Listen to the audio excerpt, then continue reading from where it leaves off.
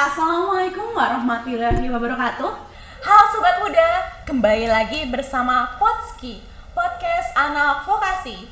Kenalin teman-teman, nama aku Sri Nugrahani dari jurusan Hubungan Masyarakat. Nah, seperti biasa, aku lagi nggak sendiri nih teman-teman. Di sini sedang didampingi oleh bintang-bintang tamu kita semua nih. Halo semuanya. Kece-kece banget kan? Kalian udah pernah lihat belum ini? Penampakan mereka di PLJ Kampus Depok ini. Kalau belum, ayo kita kenalan dulu dari Bapak dosen kita nih. Iya, oke. Bapak. Uri Besti. Iya. Let's go. Gitu. Jadi meskipun kita bulan puasa tetap semangat semuanya. Harus. Meskipun hati hancur tapi semangat harus tetap ya belajar. Gitu. Jadi nama saya Kripto Hermawan. Jadi gampang banget tuh cari nama saya di sosial media itu cuma satu-satunya karena namanya unik ya gitu. Nah di sebelah saya nih ada cowok ganteng nih. Hai. Siapa namanya? Oke, perkenalkan nama saya Muhammad Rindo, saya dari jurusan Hubungan Masyarakat. Nah, ini teman-teman saya nih. Silakan.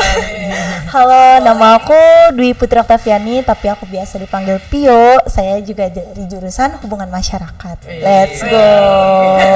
Tapi kalau kita lihat ya, ini kalau pakai kacamata berarti menandakan pinter. Baca gitu ya.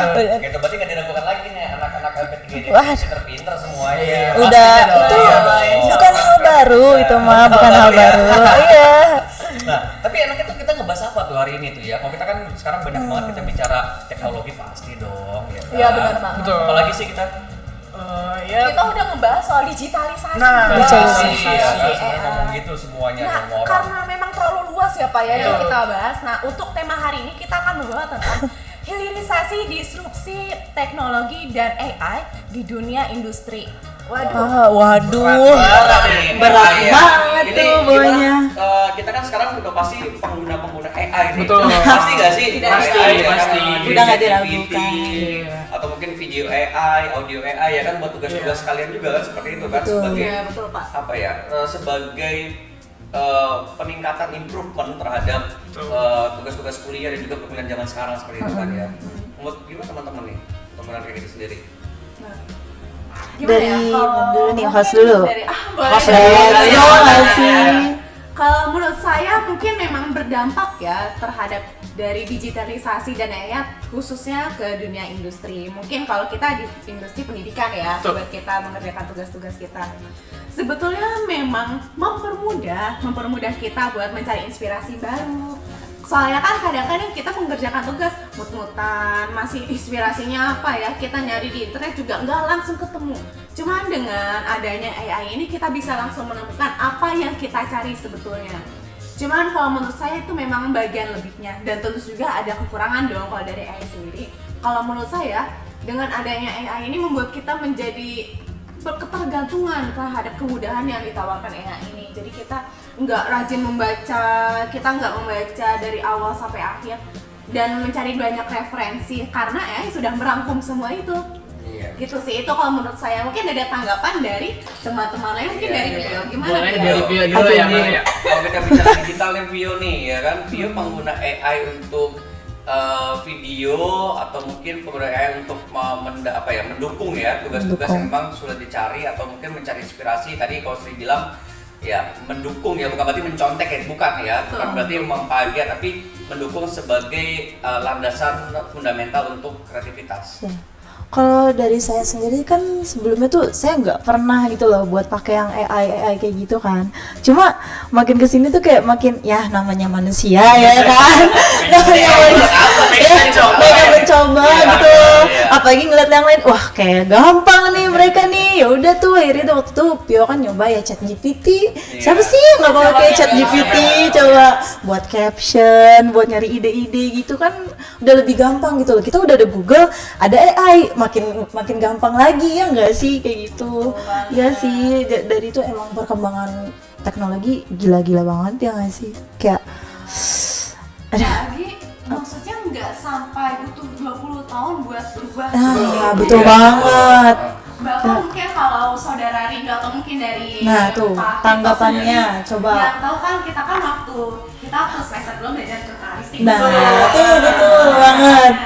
Tapi waktu itu kebetulan memang masih secara tradisional gitu. Betul. Masih Iya. senang. Sekarang waktu itu sudah mengajar anak mahasiswa jurusan hubungan masyarakat yang baru lagi, tapi sudah berbeda teknik jurnalistiknya ya Pak ya? Betul, Oh, iya. Itu jadi gitu gimana ya. tuh Pak? Ya jadi gini, kalau kita perhatikan sendiri, memang ya dulu kan kalau sekalian nih kita belajar jurnalistik, ya kalian siaran juga, Iya, isi betul audionya banget, aduh. juga ya, voice over dan sebagainya dong ya gitu ya. Nah ini ada perubahan yang cukup cepat sekali sekarang dinamika terkait dengan perubahan. Nah tadi ada hilirisasi terkait dengan digitalisasi, disrupsinya, kemudian lagi terkait dengan artificial intelligence terhadap polarisasi sistem kerja saat ini. Karena AI begitu cepat sekali berkembangnya. Nah, kalau kita dari sudut pandang membantu untuk membantu ide-ide perkuliahan dan sebagainya. Nah, kalau kita dari sudut pandang industri sendiri, kenapa kita sangat cepat sekali AI itu di dunia jurnalistik itu berkembang? Yang pertama adalah kita menyebutnya dari teori disebutnya the third wave of journalism, itu adalah gelombang ketiga terkait dengan dunia jurnalistik itu sendiri. Apa the third wave of journalism-nya? Yaitu adalah AI. Yang bagaimana replacement terhadap peran manusia untuk menggunakan teknologi secara kecerdasan buatan. Sebagai contoh misalkan begini, kalau dulu kita bicara terkait dengan industri jurnalistik, industri media massa, untuk kita menggunakan voice over, kita masih menggunakan tenaga manusia. Meskipun sekarang masih dipakai, gitu ya. Cuman AI sekarang kan akhirnya ikut berdampingan nih, ya secara paralel gitu ya terhadap kemampuan manusia. Nah, sekarang akhirnya untuk voice over bisa diwakili oleh artificial intelligence. Contoh dipakai media massa saat ini sudah mulai dipakai media massanya. Mungkin media massa secara mereka mengunggahnya di media sosial, di YouTube, ya kan, di Instagram. Mereka sudah tidak menggunakan lagi peran manusia untuk mengisi suara terhadap video-video yang mereka unggah, tapi mereka menggunakan artificial intelligence, mereka gunakan audio. Bahkan secara signifikan sekali, cara intonasi, artikulasi, AI sudah bisa mengikuti. Oh, gitu. merasakan kayak mempunyai emosi juga ya Pak Emosi ya? emosional ya terhadap itu seperti itu. Jadi itu yang berubah AI ini sendiri industrinya. Nah, tidak hanya itu juga, ternyata juga bisa merepresent terhadap penyiar, meskipun belum bisa dipakai secara utuh di dalam media massa secara konvensional, tetapi secara sosial media itu sudah bisa dipakai, dan bahkan sudah mulai dipakai oleh orang-orang yang biasa juga. Mereka menggunakan AI sebagai replacement terhadap manusia, peran manusia di dalam bentuk video. Ngeri ya. Itu ngeri kan begitu ya. Bahkan tempat saya beberapa kali ya akhir-akhirnya di ketika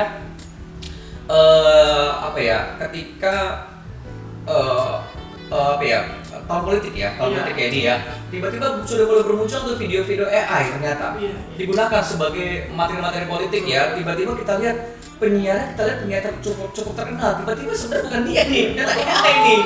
Propaganda itu ternyata ada saya juga. Nah itu akhirnya ada dua sudut pandang secara dua mata pisau kan, teknologi secara yang kita bisa lihat secara negatif dan secara positif. Ya tadi negatifnya tadi propaganda dan sebagainya yang mengecoh manusia secara instan gitu, mirip ternyata bukan gitu pas kita teliti lagi.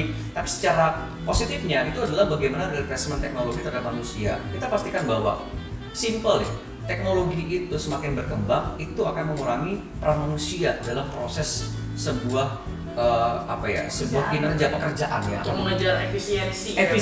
Pertama efisiensi, pasti kan efisiensi, kecepatan, efisiensi, ya kan, tingkat kelelahan dan sebagainya, dan tingkat mood, gitu seperti itu dia nih, ya kan, betul nggak sih? Kamu sih Rondo sebagai anak yang muda nih, Gen Z ya kan?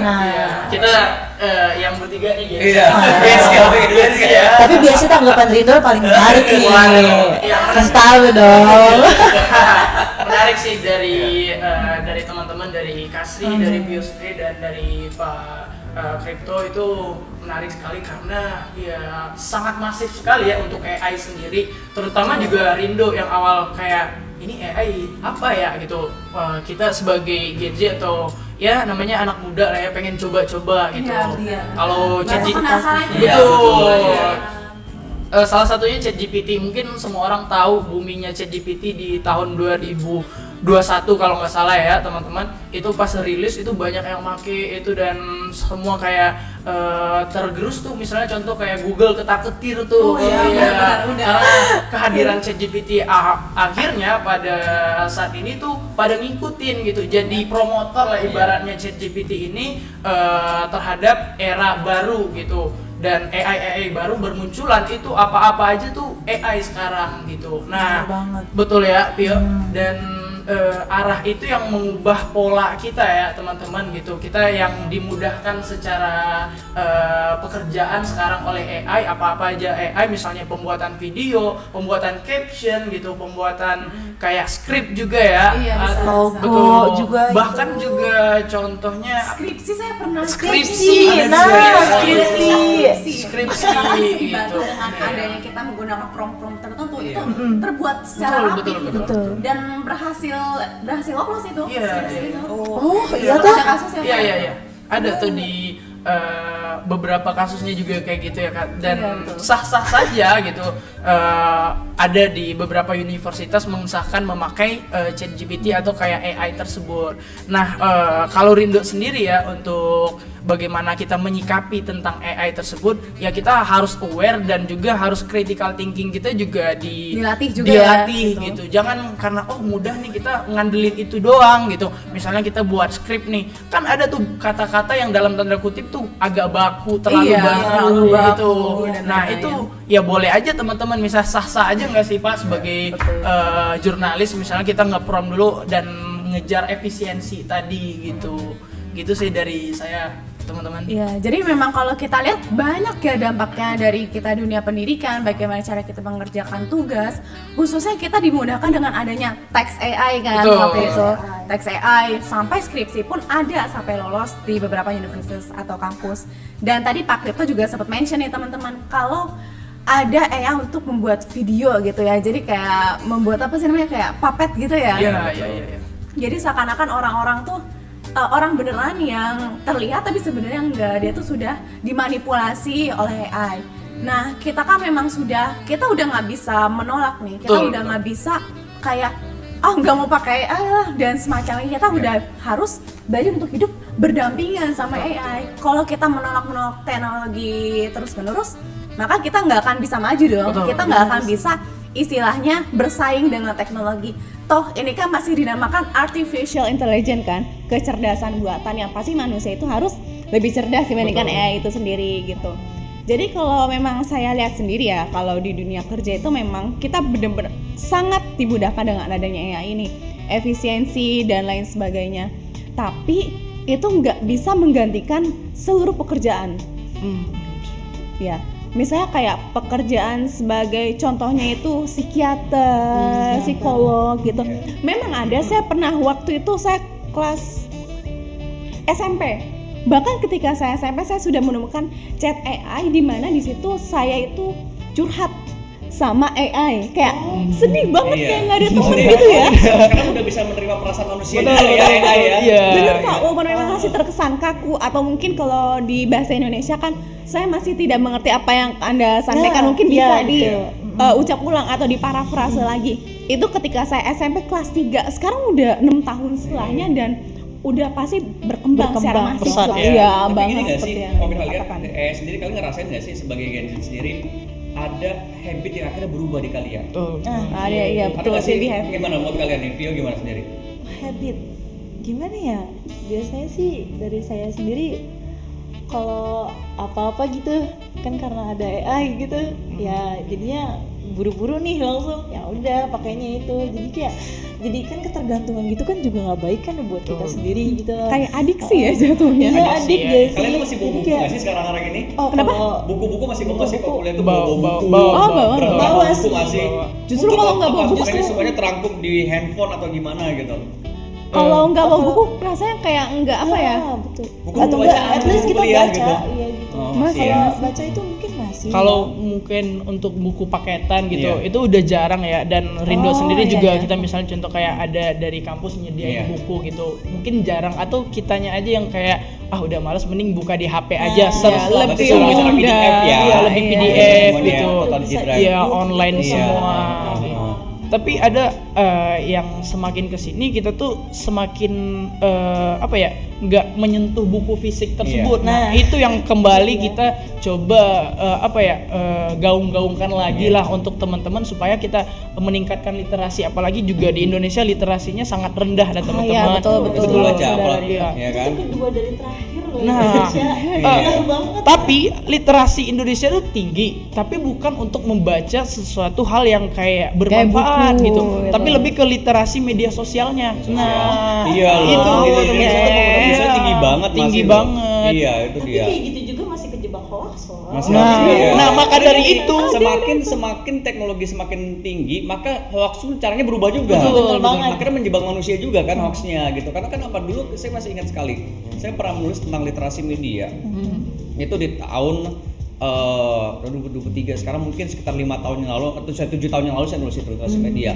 Pada saat itu masih tadi tuh hoax berkembang di mana-mana, era masyarakat informasi, akhirnya masyarakat kelebihan informasi. betul. Ya kan, gue nggak pengen nerimain informasi, tiba-tiba kok masuk lagi gitu. Akhirnya membuat masyarakat bingung kan. Nah akhirnya perkembangan hoax ternyata saya coba perhatikan berubah juga nih. Terus ada era post-truth. Akhirnya era post-truth itu bagaimana manusia, orang-orang percaya aja dengan apa yang udah dapat informasinya. Gue nggak percaya lagi kalau dapat informasi tambahan. Padahal informasi tambahan itu bisa jadi dia itu yang benar. Akhirnya percaya dengan informasi yang memang belum tentu benar. Akhirnya ada post-truth tuh pasca kebenaran. Orang menganggap itu benar, padahal belum tentu benar. Akhirnya seperti itu terjadi. Nah sekarang hoax itu tadi berkembang kan, akhirnya berkembang semakin cepat, berkembang juga semakin cara juga cepat. Apalagi tadi ada AI-nya sendiri, meniru suara manusia yang ternyata bukan suara dia nih. Nah, Dibikin voice lah changer macam-macam. gitu Iya, ya, voice Pak. change kayak gitu. Ngeliat yang judi online yang di Instagram gak sih itu mereka masang Raffi Ahmad contohnya atau artis-artis, padahal mereka nggak mempromosikan itu. Iya, jebak-jebak. Ayo judi online gitu kan. Dapat aja sih itu iklannya. Enggak, di Instagram bukannya ada di story kayak gitu. Ada kan? Padahal tuh fotonya siapa, dibikin AI-nya. Iya. Banyak kayak gitu juga. Nah itu akhirnya kan ada perkembangan terkait dengan cybercrime-nya ini. Betul. Iya, betul. Ya kan perkembangan Sisi kan cybercrime akhirnya kan apa? Ya tadi secara digitalisasi, secara keuangan. Apalagi kebocoran data ya Pak. Oh iya, udah masif sekali ya sekarang. Kan data kita di internet kan, ya kan? Semua data kita di internet kan. Betul, iya, betul, Karena Pak. aku pakai data pribadi kan, itu terjadi. Ya kita lihat seperti itu. Coba kita bergeser sendiri dari bagaimana kebutuhan dunia industri ini terhadap AI sendiri, dari industri terhadap manusia. Sekarang sekarang banyak juga industri-industri yang mereka sudah merequest bagaimana teknologi itu menggantikan posisi manusia, ya kan? Jadi bisa jadi sekarang industri sekarang tuh lagi mulai bergeser nih perubahannya. Kalau kita kan lama tuh era masyarakat 1.0, 1.0. Oh iya, itu ada tuh di materi kuliah kita ya sama Bang Kripto teman-teman. Nah, itu tuh terjadi dari apa? Dari aspek industri. Kalau kita industri saat ini ya, kita perhatikan banyak industri-industri yang kita lihat menggantikan posisi manusia terhadap teknologi. Ya, bukan itu saja, berarti adalah kalau kita ambil positifnya nih ya, kalau kita ambil negatifnya pasti akan bilang, wah gue diganti ini sama teknologi, gue diganti sama AI nih, nggak bisa sama sekali. Tapi kalau kita ambil positifnya, berarti kita harus upskilling.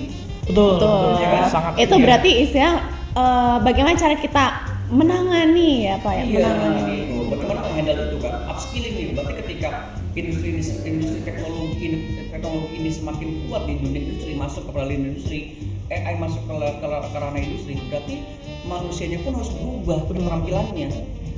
Nggak bisa pada posisi keterampilan yang dimiliki saat ini. Jangan Iya, betul. insecure lah ya. Wah, Iya. gue nanti digantiin AI lah. Justru pola pikirnya yang dirubah Iya, gitu, ya kan kayak gitu. Maksudnya kayak kalau kita nanti seandainya digantiin AI, bagaimana kita menggerakkan AI tersebut lebih ke sananya kan Kak gitu. Iya. Harusnya memanfaatkan. Betul. Memanfaatkan Iya. juga harus lebih pintar lah. Pastinya, harusnya Iya, begitu. iya dong, pasti. Betul sekali kan, kita simpel aja kita lihat kita lihat misalkan kita seperti saya sudah sampaikan, simpel kok kalau misalnya kita mau naik transportasi umum gitu ya, dengan teknologi yang ada saat ini mungkin belum AI ya, tapi teknologi sekarang ini ya kan transportasi umum kita menggunakan satu kartu untuk bisa segala transportasi umum ya kan, kemudian kita bisa baca juga di mana terletak posisi transportasi umum itu sampai mana dan sebagainya. Contoh naik komuter lain, kemudian lagi naik bis Transjakarta misalnya dari Jakarta kayak gitu, nah itu bisa kita lihat. Lagi dari industri apa lagi, misalkan dari melihat potensi-potensi lainnya dalam industri digitalisasi ya kan, bagaimana manusia misalnya contoh pesan makanan nggak lagi telepon lagi ya kan, datang ke restorannya langsung kan sekarang nggak gitu iya, kan, betul, Pak. gitu kan, Udah terus berubah. ada aplikasi semuanya, Betul. dan restoran pun saat ini bikin aplikasi, betul nggak? Iya, ya, iya, kan? pasti. Aplikasi. Sekarang restoran ini restorannya merubah cara mereka secara marketing dan order makanan. Betul kan? Order makanan kita beli dong langsung ke warung, beli pakai uang cash. Sekarang enggak, kita pesan pakai aplikasi dan ternyata warungnya pun mereka tuh punya aplikasi kan. Dan kenapa? Tadi merubah habit manusia. Ya, kebiasaan. Kebiasaan itu berubah kan sekarang. Nah, itu akhirnya dari hal kecil aja warung-warung lagi sekarang udah pakai aplikasi. betul. Kris, pakai Kris. Kris, Oh, iya, betul. Kris sekarang, ya kan? Rata-rata Bilangnya Kris kan? Kris. Kris ya. Kris ya teman-teman ya. Tiris. Coba sekarang saya yakin kalian nggak megang uang cash kan, jarang kan? Iya, jarang paling iya. Masih Betul. lumayan jarang. Ya kan? Jadi menurut Pak Kripto, Rindo atau mungkin Pio, menurut kalian bagaimana sih cara kita untuk hidup berdampingan dengan AI ini? Walaupun kita bakal tahu nih, oh mungkin di masa depan akan ada PR dari AI gitu, Betul. contohnya begitu.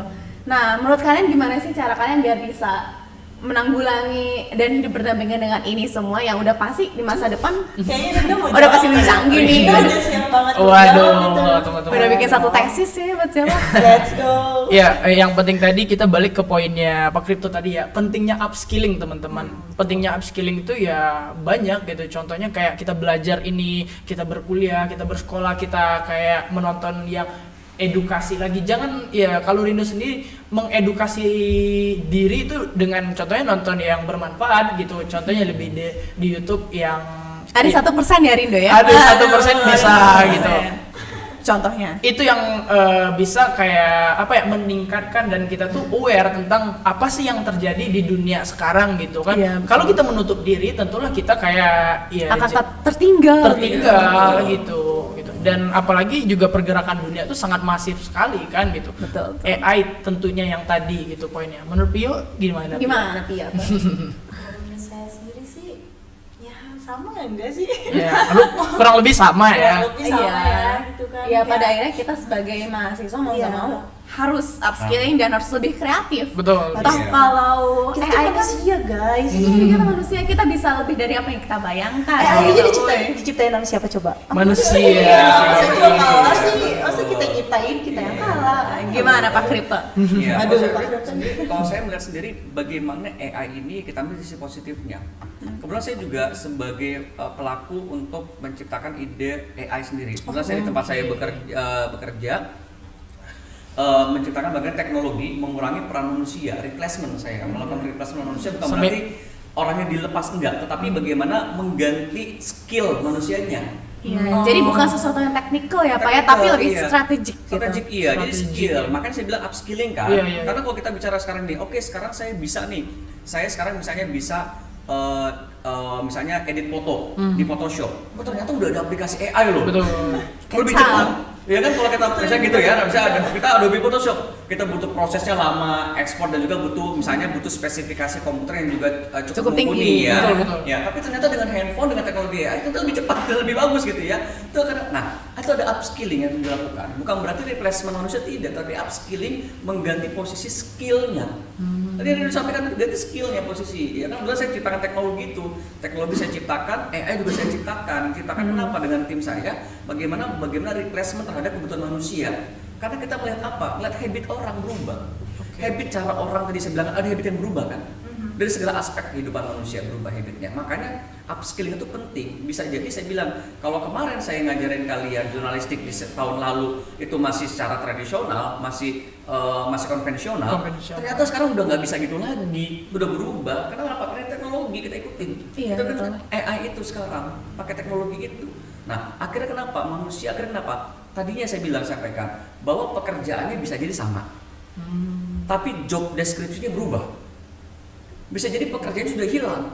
Ya, deskripsi bisa jadi Pak. dengan pekerjaan baru, dengan job deskripsi baru, betul kan? Betul. Betul Pak. Ya kan, hal yang simpel sekarang deh.